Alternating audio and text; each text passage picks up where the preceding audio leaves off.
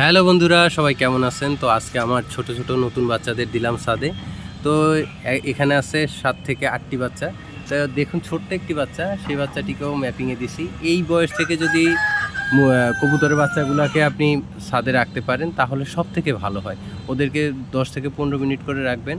রাখার পরে ওরা দেখুন বসে বসে চিনে যাচ্ছে। এই ধরনের বাচ্চাগুলা যখন ও হালকা হালকা উঠতে পারবে, তখন থেকেই দেখবেন যে হারানোর প্রবণতা কমে যাবে। ও সুন্দর ঘরে চলে যাবে, আবার ঘর থেকে বাইরে আসবে, মানে একদমই ফ্রেন্ডলি হয়ে যাবে। ওর কাছে মনে হবে না যে হারানোর যে একটা প্রবণতা থাকে, বাইরে ছেড়ে দিলে হয়তো বা ঘরে নাও ঢুকতে পারে, এই ধরনের সেই আনসিকিউর ফিলটা আপনার কমে যাবে। তো আপনারা সবসময় চেষ্টা করবেন এই ধরনের ছোটো বাচ্চাকে দিয়ে ট্রেন আপ শুরু করার, এইভাবে রাখবেন।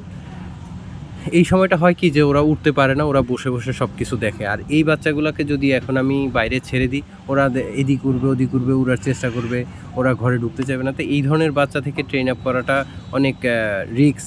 তো সেই জন্য এই ধরনের বাচ্চা থেকেই ট্রেন আপ করতে হয়। তো আমরা এই ধরনের বাচ্চাগুলোকে দিয়েও করেছি। এখানে টুকটাক কয়েকটা বাচ্চা লট চিনে, অন্যগুলা চিনে না, তাই সবাইকে একসাথে রাখছি, ওরা দেখুক বসে বসে। তো মোটামুটি 1 সপ্তাহ এইভাবে রাখবো। রাখার পর থেকে শুরু হবে ওদেরকে ঝাঁপড়িতে রাখার ট্রেনিং। তো ঝাঁপড়িতে যখন দেবো, সেখানে বসে বসে উপরটা দেখবে।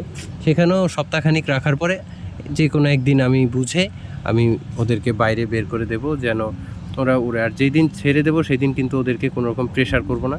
ওরা নিজের ইচ্ছায় উঠতে চাইলে উঠবে, না উঠতে চাইলে বসে থাকবে, যা ভাল লাগে তাই করবে। তো আপনারাও চেষ্টা করবেন আপনাদের ঘরের ছোটো ছোটো বাচ্চাগুলোকে এভাবে প্র্যাকটিস করানোর। এতে আপনার ঘরের বাচ্চাগুলো হারাবে না এবং সুন্দরভাবে আপনার লবটাকে চিনে নেবে। তো ভিডিওটি ভালো লাগলে অবশ্যই আপনারা একটি লাইক কমেন্ট করে যাবেন। নতুন হলে সাবস্ক্রাইব ও ফলো দিয়ে পাশে থাকবেন।